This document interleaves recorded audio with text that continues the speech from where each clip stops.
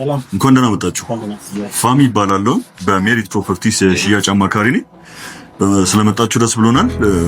ስለ ቤቶቻችን አጠር ያለ ገለጻ አድርግላችኋለሁ። እንግዲህ ህንጻችን ተገንብቶ ሲያልቅ ይህን ይመስላል። እዚህ ጋር የምታዩት ዲስፕሌያችን ነው።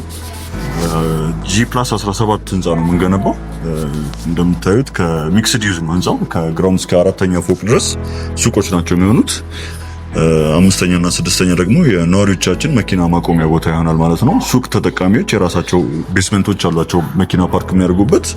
5ና 6 ግን የነዋሪዎቻችን ብቻ ፓርኪንግ ነው የሚሆነው። ውስጥ ያው ፓርኪንግ ራምፕና ኤሌቬተሮች አሉ፣ መኪና በሊፍት እየተነሳ የሚጠቀሙበት ማለት ነው። አፓርትመንቶቻችን ከ8ኛ እስከ 17ኛ ፎቅ ይሄዳሉ።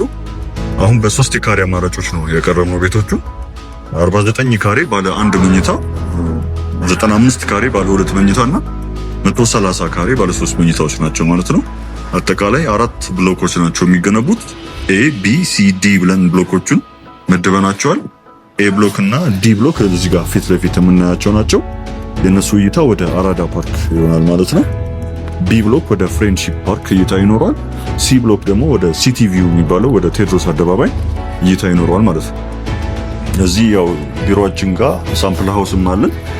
እሱንም አጠር አድርገን እናየዋለን። ከዛ ግን ወደ ሳይትም ሄደን ሳይቱ ምን ደረጃ ላይ እንዳለ ማየት እንችላለን ማለት ነው።